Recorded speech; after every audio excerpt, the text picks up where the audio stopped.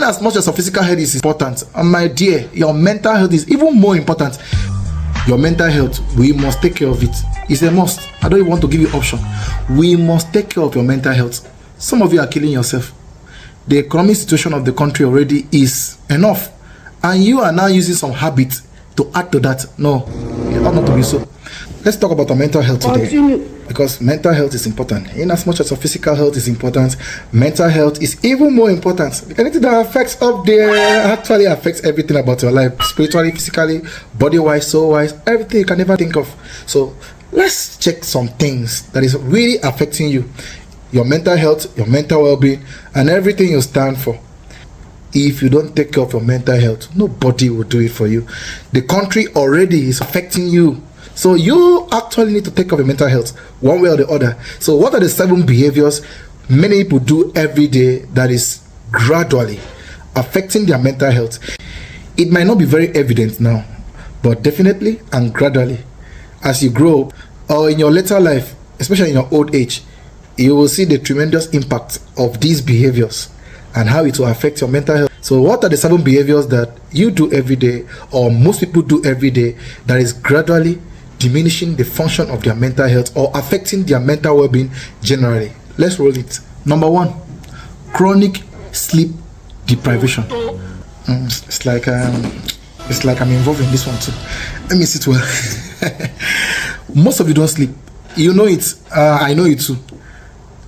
A day or in the daytime, you are working, so engaged in work. Then in the night that you're supposed to sleep, you are scrolling, pinging, chatting, communicating. Some of you will even go into night call, 4 hours night call. By and then, before you know it, 1 a.m., 2 a.m., and then you now sleep and wake up by 7 a.m. or 6 a.m. to go to work. Well, research has shown that those of you that cannot sleep up to 7 to 9 hours per day, you are gradually reducing your mental ability, mental agility, and also your mental functioning. It forces your brain to run on deficit.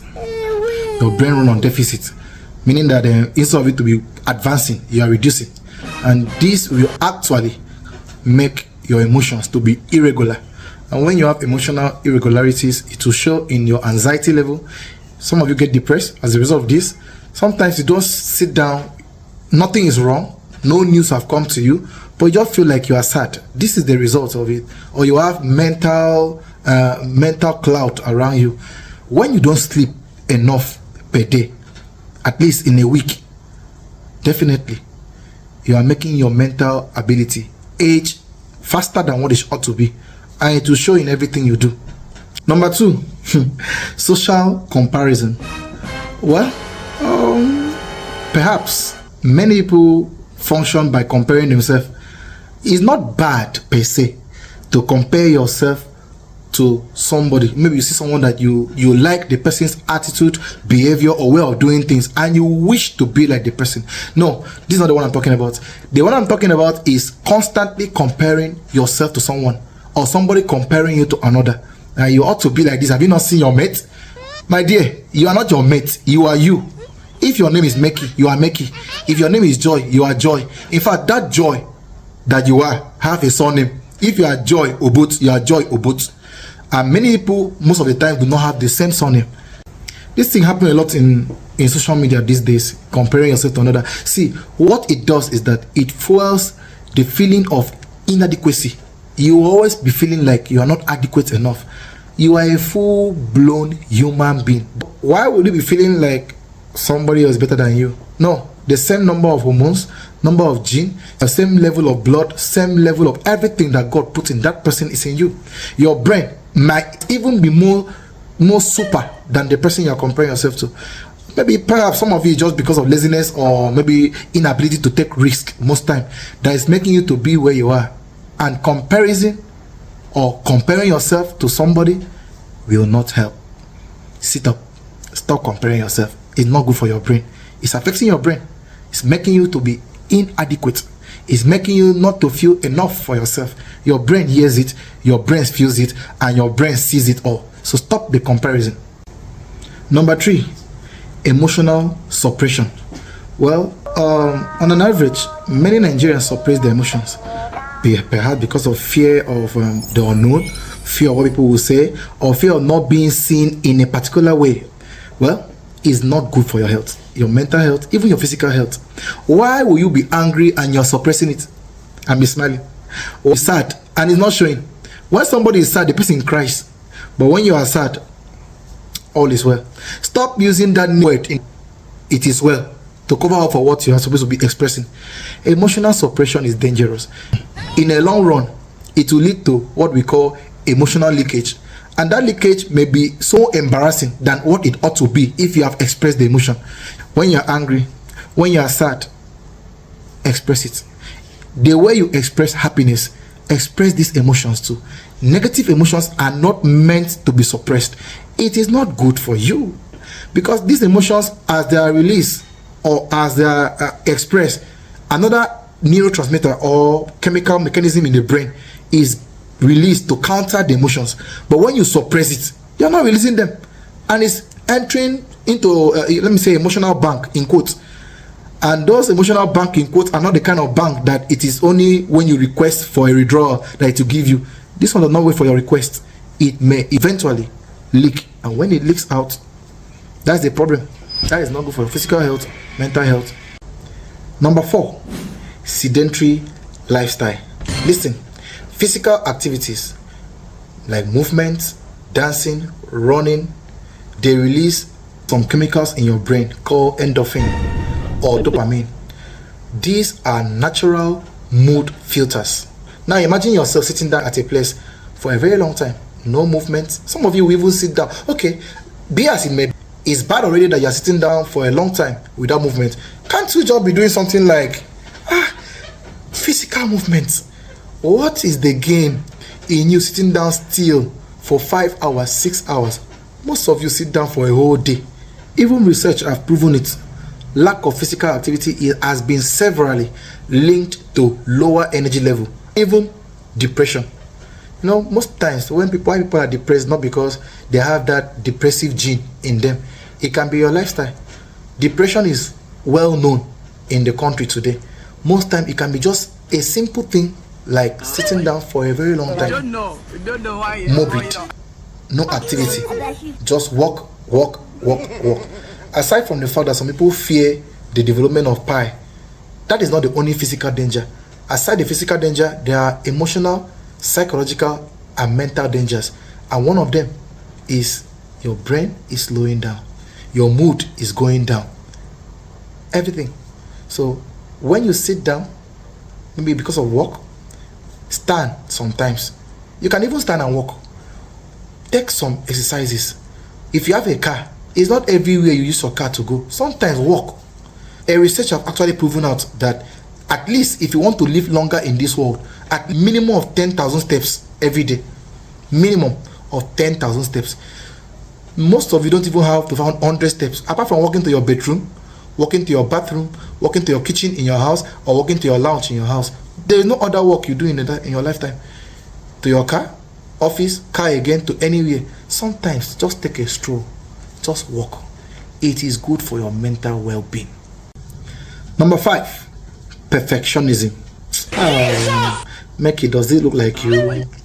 It does. If I say 5 years ago, I would say yes, it looked like me, but not now again. Perfectionism. Some of you set a very high standard for yourself. What it does is that it creates a circle of chronic stress and then fear of failure. Have you ever wondered why perfectionists fear failure sometimes? It's because of the kind of standard they set for themselves. It's good to strive, it's good to aim high, it's very good to do that, but at the same time, everything must not go 100% perfect. This will make you to feel inadequate. It will always feel as if you are doing so much but achieving little results. These are the aftermath of perfectionism. You have to calm down. Tell yourself, calm down. Say it again. Say, calm down. Say, calm down. Okay, call your name, Mekky. Calm down. Everything is gonna be alright. Give peace a chance. Peace to your mind, peace to your body, peace to your brain. One danger of perfectionism is that it ties self-worth to achievement. So you achieve less it means you have lower self-worth. You rate yourself very low. You achieve high, you rate yourself high. This is very bad, very, very, because minor mistakes feels like a catastrophe to you. People make mistake. In fact, mistake is part of life. If you live a life that you have never made any mistake before, you should be feared. People should fear you. But when you are a perfectionist, you see your mistake as a catastrophe, and this has severally been found to lead to depression, anxiety, and even burnout. All these are not necessary. You need your mental health and mental well-being to be a complete person. Number 6, poor boundaries, or what I call people pleasing. You want to please everybody. Some of you live this kind of life. Now, what you don't understand is that you may appear to be pleasing people, but what you are doing is that you are displeasing your brain. So will you please others and displease your brain? It's not everything you say yes to. It's not everybody you say yes to. It's not everybody you allow to manipulate your life. In fact, you should be able to learn how to say no. It's called assertiveness. You need to be assertive instead of looking for how to please people. If you are not assertive in this world, then you are making your brain to suffer, and it will show in the emotions that follows. Everything you do that your brain corresponds to release the emotion. You are training yourself to be that person. So most of the times you are born a champion, but you train yourself to be a chicken. Lack of self-boundary signals your brain that your own personal needs are secondary, and this is what will lead to low self-esteem, relationship burnout. If this kind of person enters relationship, they will always be manipulating you. Your needs will be perceived by your brain as being secondary. So when it has to do with things about you, your brain says, oh, do it later. When it has to do with something that has to do with others, your brain says, do it now. And that's what you are training yourself to do, which is very bad and very poor for your mental well-being. Lastly, multitasking. Well, multitasking has been seen as a criteria for many employers of labor to employ you. That's why some of you want to kill yourself. Multitasking is not bad in its way or per se. What is bad about multitasking is that you are mental switching.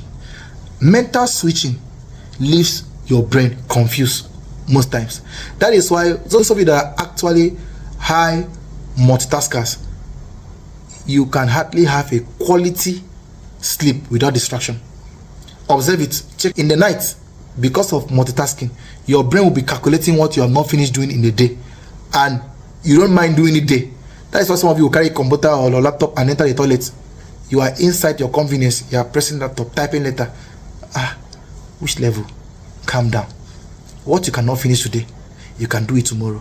And if by any reason you cannot finish tomorrow, you can do it next tomorrow. It is not seen as laziness. No, it is seen as giving yourself priority. You have to prioritize yourself. Multitasking is good, but set them on priority. Priority 1, I'll do this. 2, I'll do this. 3, I'll do this. Where my strength stop, let me rest. Take a deep breath, rest. Or what Gen Z will say, take a chill pill. You gotta rest. Multitasking or constantly switching tasks, mental switching, makes the brain enters fatigue or makes the brain fatigued, and this increases the cortisol level in your brain. Cortisol is an hormone linked to stress, or a stress hormone, and once this is activated or increases in your brain, it will make you to be highly distracted. It will make you to be unable to focus, and then be unable to chill, to relax. Cortisol puts you on the go always, and you end up feeling highly stressed. And many research have linked high stress to poor mental well-being or mental performance. Don't be a victim. Rest. So if you see yourself in the light of all these 7 things, know that you need to calm down. You need to slow down on some. You need to cut down some. You need to actually reduce some of it, because your brain matters. It's your control room. In as much as your physical health is important, your mental health is even more important, because anything that affects your upstairs, down there, affects the rest of your behavior, the rest of your life. Physical, emotional, psychological, spiritual, even your life as a Nigerian. Take care of these 7 things. Your mental health this year, we must take care of it. That is why I am your psychologist.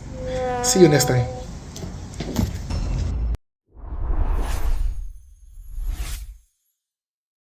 Mind Help.